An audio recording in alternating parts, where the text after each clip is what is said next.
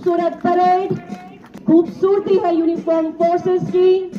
देखिए लहरिया बाजू में अपनी जगह लेते हुए side drummer recruit constable Sonali भगत।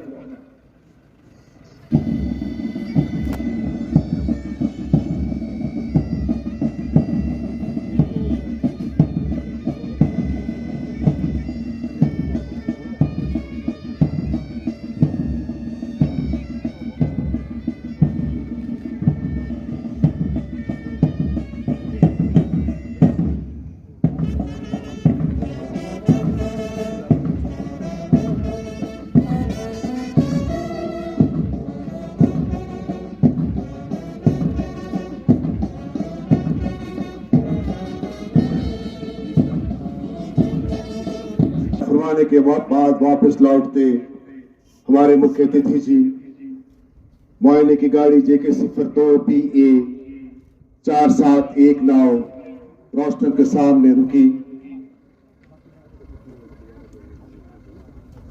तशरीफ ले आए।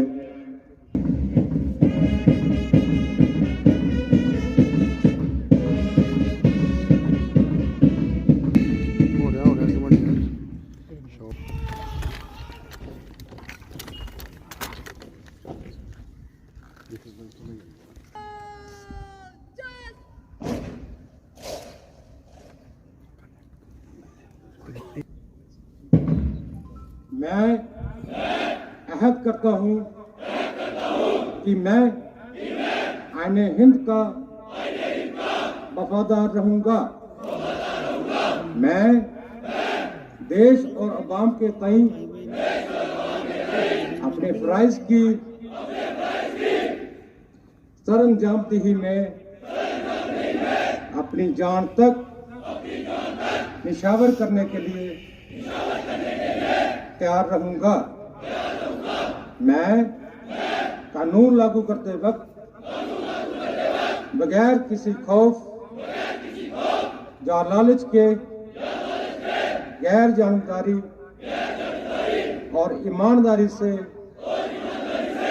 अपना फर्ज पूरा करूंगा। मैं सच कहूंगा और हमेशा सच का साथ दूंगा। मैं अपने अमल और रफ्तो-जब्त से पुलिस फोर्स के वकार को गवाला करूंगा। जान की बाजी लगा देंगे अमन के।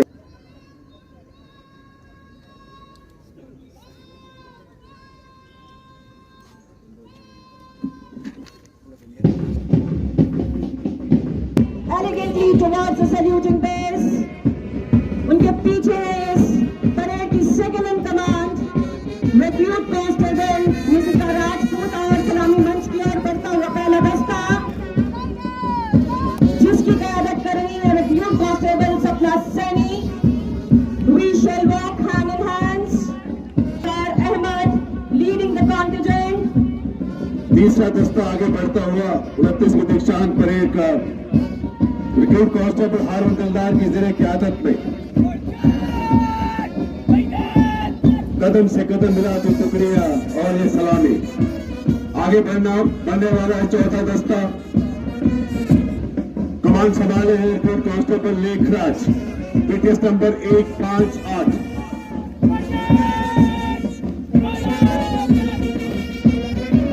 पांचवें दस्ते की क़यादत करते हुए मंच की ओर चली आ रही है रिक्रूट कांस्टेबल दीक्षा टिक्कू अपने कॉन्टिजेंट के साथ। जोरदार तालियों से अभिनंदन करें सब कॉन्टिजेंट्स का। पांचवी टुकड़ी सलामी मंच के सामने से गुजरती हुई और इसके पीछे चली आ रही है छठी टुकड़ी आज की इस खूबसूरत परेड की रिक्रूट कांस्टेबल सीनाथ चौधरी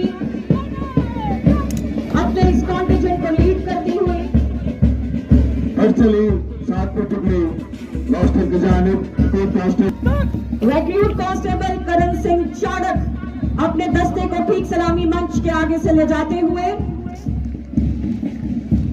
इसके पीछे ये रहे करण सिंह चाड़क अपनी कॉन्टिजेंट की टीम को आगे लेते हुए ठीक सलामी मंच के सामने से गुजरते हुए आज की इस परेड की 10वीं टुकड़ी जिसको कमान कर रहे हैं साकिब जर्राल, ठीक सलामी मंच के सामने से गुजरता ये आखिरी 10वां दस्ता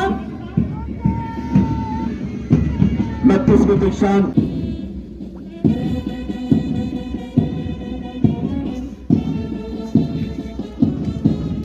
अपनी आंख और उंगली पर पूरा विश्वास और सटीक निशाना लगाकर ये साबित किया सोनाली भगत ने और एजाज हासिल किया first in range classification. She'll be given a commendation certificate class 1 and a cash reward of rupees 7500. Recruit Constable Sonali Bhagat, first in range classification. हीरा चौधरी ये सलामी बढ़ चली अपना एजाज हासिल करने के लिए आज मेहमान मुमताज के दस्ते मुबारक से और आज हासिल करेंगी commendation certificate class 1 and a cash reward of rupees 7500. First in outdoor. चाहे वो परेड हो, लॉन्ग जंप, हाई जंप, इन सब में इन्होंने बाजी मारी है और इन्हें दिया जा रहा है कमेंडेशन सर्टिफिकेट क्लास 1 इंडोर। चाहे आईपीसी हो, सीआरपीसी हो, एविडेंस हो, पुलिस प्रैक्टिकल वर्क हो, 10+2 है सरलीन को और करके दिखाया है ये मिसाल कायम की है। इंदौर में सबसे बेहतरीन गर्दानी गई है रिक्रूट कांस्टेबल सरलीन को 1 रैंक अप। एक यादगार लम्हा खुशी हमारे माननीय उपराज्यपाल यहाँ तशरीफ में लाए हैं आज मतलब 29वें बैच के सभी प्रशिक्षु आमंत्रित अतिथिगण, देवियों, सज्जनों और मित्रों, आज के पासिंग आउट परेड में शामिल होकर इस यादगार पल को आपके साथ साझा करने में मुझे अत्यंत गर्व की अनुभूति हो रही है। एक सुखद संयोग है कि आज रंग भरी एकादशी भी है और आज ही से आप अपनी जिम्मेदारी संभालने जा रहे हैं।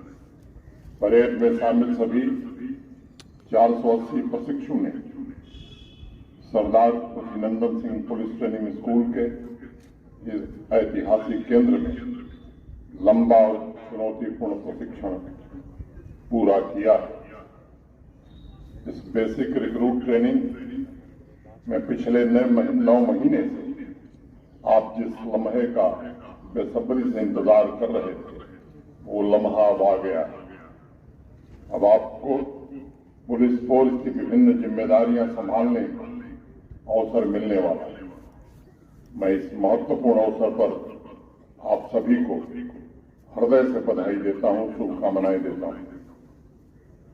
जम्मू कश्मीर पुलिस का त्याग, समर्पण और बलिदान किसी परिचय का मोहताज नहीं है।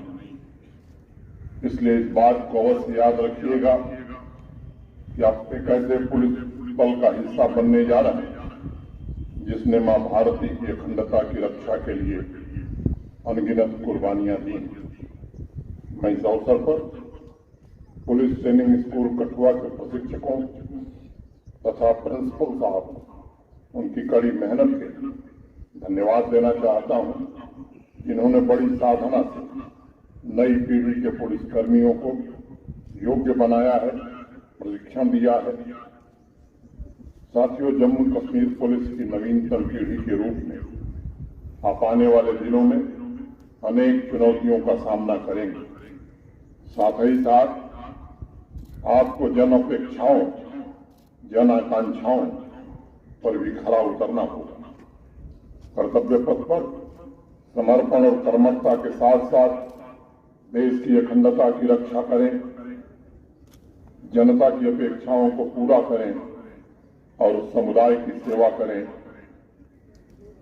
ईश्वर से मैं यही प्रार्थना करूंगा। नैतिक साहस के साथ इंसान कठिन से कठिन परिस्थितियों पर विजय प्राप्त कर सकता है। पुलिस कर्मियों से समाज कुछ अपेक्षा रखता है। उनका व्यवहार तथा कार्य प्रणाली कानून के मुताबिक हो, निष्पक्ष हो, निस्वार्थ हो। रूल ऑफ लॉ आपके लिए मात्र राजनीतिक दर्शन शास्त्र नहीं है, बल्कि कर्म क्षेत्र में ये आपका पथ प्रदर्शक है और बिना भय एवं बिना पक्षपात के कर्तव्यों का निर्वहन करने में ये आपका मार्ग प्रशस्त करेगा। मैं उम्मीद करता हूं कि आत्मानुशासन और सत्यनिष्ठा के साथ आप बिना झुके, बिना रुके, बिना थके समाज की प्रगति के साथ कदम से कदम मिलाकर चलेंगे। मुझे बताया गया है कि सभी पुलिसकर्मियों को ट्रेनिंग के दौरान, जैसा प्रिंसिपल साहब अभी बता रहे थे, लॉ एंड ऑर्डर से जुड़े विभिन्न महत्वपूर्ण एस्पेक्ट्स में प्रशिक्षित किया गया।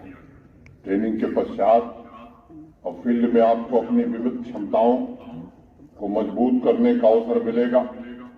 मुझे भरोसा है कि समाज एवं राष्ट्र हित को सर्वोपरि रखकर आप सभी न सिर्फ ट्रेनिंग स्कूल में सीखे हुए कौशल को तराशेंगे, बल्कि अपनी कर्मठता से जम्मू कश्मीर पुलिस की समृद्ध लिगेसी, समृद्ध विरासत के उच्च आदर्शों को और भी मजबूत बनाएंगे। मैं समझता हूं पिछले कई दशकों से सुरक्षा को लेकर हमारी चुनौतियां बदल गई हैं, बढ़ी हुई। आतंक के जन्मदाता पड़ोसी मुल्क की वजह से पारंपरिक एवं गैर पारंपरिक खतरों की श्रेणी और उसका रेंज भी बढ़ा है। अपराधों की रोकथाम, अलगाववादी ताकतों को निष्क्रिय करने और आतंकवादी गुटों के नापाक इरादों से निपटने की चुनौतियां जहां हैं, साथ साथ वर्चुअल टूल्स का सहारा लेकर समाज में अशांति फैलाने वाले विघटनकारी तत्वों से भी कड़ाई से निपटने की जरूरत होगी। आज पुलिस के जवान को पारंपरिक बैटलफील्ड के अलावा वर्चुअल वर्ल्ड में मौजूद गैर पारंपरिक खतरों पर भी विशेष नजर रखनी होती है। Cyber crime, disinformation through social media जैसी चुनौतियों का सामना करने के आपने जो स्किल सीखे उनके माध्यम से आपको फील्ड में रचनात्मक समाधान तलाश करने होंगे, ताकि राष्ट्र विरोधी तत्वों पर दृढ़तापूर्वक कार्रवाई की जा सके। रिमोट जगहों पर बैठकर ये समाज विरोधी तत्व लॉ एंड ऑर्डर की समस्या उत्पन्न करने की कोशिश करते हैं। इसलिए पूरे पुलिस बल की, खासकर नई पीढ़ी के पुलिस बल की लगातार चौकसी आवश्यक हो गई। इस बात को हमेशा ध्यान में रखने की जरूरत है कि भविष्य में लॉ एंड ऑर्डर काफी हद तक टेक्नोलॉजी के कारगर इस्तेमाल पर निर्भर करेगा। टेक्नोलॉजी से अगर चुनौतियां उत्पन्न होती हैं तो उसका समाधान भी टेक्नोलॉजी में ही ढूंढना होगा, क्योंकि police constable first line of defence के अलावा सरकार और प्रशासन का पब्लिक फेस भी होता है। इसलिए नौकरी के दौरान उनके टेक्निकल प्रशिक्षण और विकास पर खास ध्यान दिया जाता है। इस बात को जीवन भर एक मूल मंत्र के रूप में याद रखने की आवश्यकता होगी कि न सिर्फ कानून व्यवस्था बल्कि सरकार की छवि भी आपके प्रोफेशनलिज्म पर निर्भर करती है। जम्मू कश्मीर प्रशासन की शक्ति, उसकी क्षमता का दारोमदार आपके जिम्मेदार कंधों पर है और इसलिए आप सभी से समन्वय एवं समर्पण से कार्य करने का मैं आह्वान करता हूं। साथियों, पिछले 3 वर्षों में जम्मू कश्मीर में काफी कुछ बदला है। आवाम के बहुत से वर्ग विकास की मुख्य धारा से जुड़ने लगे। सामाजिक समानता के संकल्प के प्रतीक चिन्ह अब भारी मात्रा में दिखने लगे। आर्थिक वृद्धि और सामाजिक बदलाव ने जम्मू कश्मीर की नई पीढ़ी में नई महत्वाकांक्षाओं को जन्म दिया है। इस नई महत्वाकांक्षा क्रांति को पोषित करना एवं उसे सही वातावरण प्रदान करना भी हम सबकी सामूहिक जिम्मेदारी है। सपनों की निरंतरता बनाए रखने के लिए आवश्यक है कि समाज के सभी नागरिक सुरक्षा के प्रति निश्चिंत हों। पिछले 3 वर्षों में हमने तरक्की का एक लंबा सफर तय किया है, लेकिन अभी बहुत कुछ हासिल करना बाकी है। बदलाव और नवनिर्माण का जो सिलसिला चल रहा है, उससे गति देने की जिम्मेदारी आपके कंधों पर है। आप सबको पता है, अमृतकाल में हमें G20 की मीटिंग आयोजित करने का सुनहरा अवसर मिला। मुझे विश्वास है अपनी कर्तव्य परायणता एवं दक्षता द्वारा जम्मू कश्मीर पुलिस फोर्स प्रथम पंक्ति की इकाई के रूप इन आयोजनों द्वारा विश्व भर में अपनी प्रतिष्ठा स्थापित करेंगे। पूरी दुनिया जानती है कि प्राचीन काल से ही भारतवर्ष शांतिपूर्ण सहअस्तित्व और आपसी सद्भाव के मूल्यों को अपनाकर आगे बढ़ता रहा है। वसुधैव कुटुंबकम एवं परस्पर हितों की भावना को आधार बनाकर आज हमारा गौरवशाली भारत विश्व की 5वीं सबसे बड़ी अर्थव्यवस्था बनकर उभरा। हमारी तरक्की से बौखलाया पड़ोसी मुल्क आतंक के विभिन्न स्वरूपों को अपनी विदेश नीति का हिस्सा बनाकर हमारी प्रगति में रुकावट पैदा करने की कोशिश कर रहा है। उन चुनौतियों में सबसे बड़ी चुनौती ड्रग स्मगलिंग और युवाओं में ड्रग एडिक्शन की आदत डालने की है। आज जरूरत इस बात की है कि ड्रग स्मगलिंग जिसके द्वारा टेरर फाइनेंसिंग भी की जा रही है, उसके जड़ पर प्रहार किया जाए। आज इस अवसर पर हम सबको इस बात का संकल्प लेना चाहिए कि सिर्फ टेररिस्ट नहीं बल्कि उसके सपोर्ट करने वाले को, उसे फाइनेंस करने वाले को पूरे नेटवर्क का समूल नाश करना है। और हम तब तक चैन से नहीं बैठेंगे जब तक टेररिज्म को सपोर्ट करने वाले एक एलिमेंट को पूरी तरह समाप्त नहीं कर देते। जम्मू कश्मीर एवं राष्ट्र आप सभी से बड़ी उम्मीदें हैं। मुझे कोई शक नहीं है कि आप इन उम्मीदों को पूरा करके दिखाएंगे। एक बार मैं पुनः जम्मू कश्मीर पुलिस फोर्स का अभिन्न हिस्सा बन रहे सभी बहादुर पुलिसकर्मियों को बहुत बहुत बधाई देता हूं और भविष्य में उनके विजय अभियानों की शुभकामनाएं भी देता हूं। अभी पुलिस महानिदेशक दिलबाग सिंह बता रहे थे 5 बच्चियां ये सर्वश्रेष्ठ आई हैं। पिछले 1.5 या 2 साल पहले जम्मू कश्मीर पुलिस बल में 15% का आरक्षण बच्चियों के लिए, महिलाओं के लिए किया गया। आज का प्रदर्शन देखने के बाद मुझे लगता है कि डीजीपी साहब विचार करिए कभी प्रतिशत को शीघ्र बढ़ा देने की आवश्यकता है, क्योंकि 480 में 5वें पुरस्कार अगर बच्चियां उठा रही हैं तो ये एक बात तय है कि हम किसी से कम नहीं है, किसी से आगे हैं, किसी से कम नहीं। और इसलिए अब इस बात की जरूरत महसूस की जाए, नहीं तो 2 मिनट बात करके अपनी खत्म। लगातार ये कोशिश हो रही है कि जम्मू कश्मीर समय की दृष्टि से कैसे इसका विकास किया जाए, और इसमें अनेक प्रयास किए गए। यहाँ जो महानुभाव बैठे हैं उनसे कहना चाहूँ, मोटे तौर पर जम्मू कश्मीर की 70% आबादी कृषि और उससे संबंधित क्षेत्रों पर अपनी आजीविका पर निर्भर करती है। मोटे तौर पर 13 लाख परिवार हैं जिनका भरण पोषण एग्रीकल्चर और एलाइड सेक्टर से होता है। पिछले दिनों देश के वरिष्ठ कृषि वैज्ञानिकों, विशिष्ट कृषि वैज्ञानिकों की एक समिति हम सबने बनाई। उस समिति ने 5 वर्ष में कैसे जम्मू कश्मीर की जीडीपी में कृषि का योगदान दोगुना हो सके, इसकी एक योजना बनाई। और मुझे बताते हुए खुशी है कि उस पूरी योजना को लागू करने के लिए 5013 करोड़ रुपए का प्राविधान बजट में कर दिया गया है आने वाले 5 सालों में। और हम सुनिश्चित करेंगे कि योजना जमीन पर क्रियान्वित है। अगर मैं उद्योग की बात करूं तो धीरे धीरे उस दिशा में हम काफी आगे बढ़ रहे हैं। ये सच है कि आजादी के बाद से लेकर और पिछले 1.5 साल पहले कुल 14-15 हजार करोड़ का निजी निवेश, प्राइवेट इन्वेस्टमेंट जम्मू कश्मीर में आया था। अभी 66 हजार करोड़ के प्रस्ताव हमारे पास हैं 13,000 करोड़ के प्रस्तावों का काम जमीन पर हो रहा है। आने वाले दिनों में हम सुनिश्चित करेंगे कि ये पूरे प्रस्ताव हकीकत में बदल सके। पर्यटन की दृष्टि से अगर देखेंगे आप तो 1 करोड़ 80 लाख से ज्यादा पर्यटक इस बार जम्मू कश्मीर में आए हैं, जो शायद अब तक का सबसे बड़ा आंकड़ा है। अनेक क्षेत्रों में बदलाव की कोशिश हो रही है। अभी एक अभियान चला था एंटी इंक्रोचमेंट ड्राइव, बड़ी चर्चा हुई।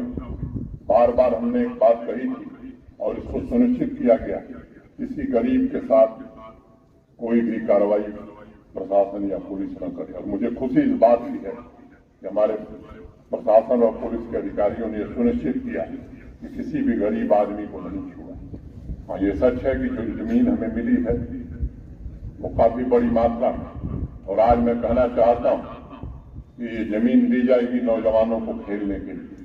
ये जमीन जिन रसूखदार लोगों ने गैर कानूनी ढंग से कब्जा किया था, उसमें बच्चों के भविष्य के निर्माण के स्कूल बनेंगे, कॉलेज बनेंगे, वहां लोगों के इलाज के लिए अस्पताल बनेंगे, अन्य भी जो सुविधाएं जम्मू कश्मीर की आवाम को चाहिए वो सुविधाएं उन जमीनों पर बनाने का काम जम्मू कश्मीर प्रशासन करेगा।